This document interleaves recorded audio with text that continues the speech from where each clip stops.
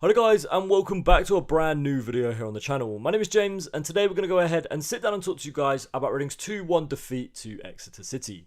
Now obviously in a little bit of a different location today. It's because I'm down in Devon visiting the in-laws. Perfect opportunity really for me to go off and watch the mighty Ding.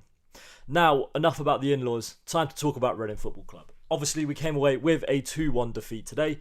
The curse continues for me. May 17th 2017 was the last time I saw Reading win away from home. That's right, a 4-2 win against Burton Albion was the last time I saw us get a win away. And the curse continues today as we lost due to a 93rd minute winner from Reece Cole. Now unfortunately I do think that the result was a little bit harsh. I think a draw was the fairest result if I'm being completely honest. I thought Exeter definitely took the first half and the second half Reading were the much better of the two sides. But it's just the way football goes unfortunately. I would rather lose a point this way than our owner taking a point away from us for not paying the tax bill. We could have won the game. With the chances we made, we realistically could have won the game. But also, without David Button in goal today, we could have been 3-0 down at half-time. Now, I made some notes during the game. Just a couple that I just really noticed that we were the better team for the first 15 minutes. I have wrote that down. But the number 21 for Exeter was really lively to start off the game. Rankini was the player, and he was absolutely ripping Matty Carson to shreds down that left-hand side. So much that Nelson Abbey had to come over to that left-hand side and left Reading open a little bit in the centre. Look, after that first 15 minutes, that's when Exeter started to pile the pressure on and really did start to make chances. 22 minutes in, there was a good chance from a free kick. Exeter also hit the post as well in the first half. And all the pressure finally built up. That was until the 34th minute when Exeter went 1-0 up thanks to a Will Aimson goal. The goal came from a corner. It was a nice little routine that came along. Cross came into the box and unfortunately Reading couldn't clear their lines and went 1-0 down. The starting 11 for Reading today saw a couple of changes as well. We did see a starting 11 for Reading of David Button in goal. We saw Amadou Mbengu, Harley Dean, Nelson Abbey and Matty Carson across the back four. Harvey Knibbs, Sam Hutchinson, Charlie Savage and Femi Aziz were the four in midfield as Kelvin Eheribotoman was partnered up front with Caelan Vickers. Now, in terms of the first half, Reading did end up going into the half-time break at 1-1. Harvey Knibbs was able to score after an assist from Femi Aziz, but the assist doesn't tell the whole story about his game. Realistically, I thought Femi Aziz was quite poor in the first half. Picked up a booking for lazily just dragging his man back. And in the second half, I did see an improvement from him. You can clearly see that there's a player in there and that there's someone that has massive amounts of potential. The issue is, though, is the final third, and the issue is that end product for Femi Aziz. The second half came along, Ruben Sellis made some changes, Ben Elliott and Andy Yeardom come on, and Femi Aziz went up front as Caelan Vickers came off. Also Amadou Mbengu came off in that kind of half-time period. Now, when that second half happened and Femi Aziz went up front, we saw a new outlet and we saw some more pace up front. And Aziz actually had two really big chances in this half. He hit the post from the first one, and the second one was a one-on-one with the goalkeeper, and he put it wide. It wasn't good enough. If we're being completely honest, it was not good enough by Femi Aziz.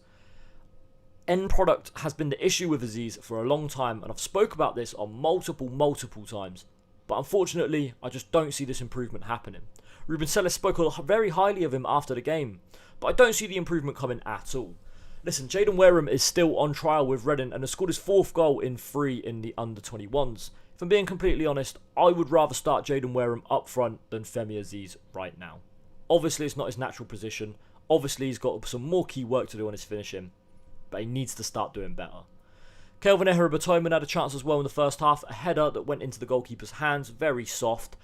If it was a bit harder, could have been celebrating, could have been 2-1 to Reading. But after all them chances, Reading were made to be paying. Reece Cole ended up scoring after a flick on from Sam Nom from a massive throw-in from the left-hand side in the 93rd minute, saw Exeter take the win as 3 points stayed down in Devon. Listen, the 2-1 win, I'll say fair play, I'll say congratulations, but at the end of the day, realistically, I think a draw was a fair result. I think the referee was really poor today as well. I think you look one way for some things and you look the other way at others. Matty Carson made a fantastic challenge in the 56th minute, but he got booked despite winning the ball. Amadou Mbengu was booked in the first half for dissent for slamming the ball down. Exeter players start time wasting realistically from the 70th minute. Is there a booking? No. I think you got to be fair, and the ref wasn't fair today. Tiny challenges being put down on Exeter players, free kicks. Hard challenges going down on Reading players, nothing. But look, it's the standard of EFL reffing. Sometimes you win, sometimes you lose. And realistically today, we lost in terms of the reffing battle. Now, in terms of the game as well, look, I'll say fair play. I'll hold my hands up and say congratulations to Exeter. But yeah, it's just a sad away day for me, as once again, I've seen Reading not win away from home. Now, I've got a little bit of a kind of gripe to pick as well with BBC Berkshire. Again, the negativity coming out. AD Williams obviously tweeting about it's a poor start. Listen, before pre-season started, during pre-season, we didn't even know if we'd have a club anymore. Do you know what I mean? And we're out here saying that it's a poor start to the season for winning 2 and losing 3. We're 5 games into the season. I don't think any judgment should be made. The first 2 games of the season was a completely different squad to the first 3. The last 3. The last 3 have won 2 and lost 1. I don't see how you can criticise them and say it's a poor start to begin with. Look, we didn't know if we'd have a club. We're here.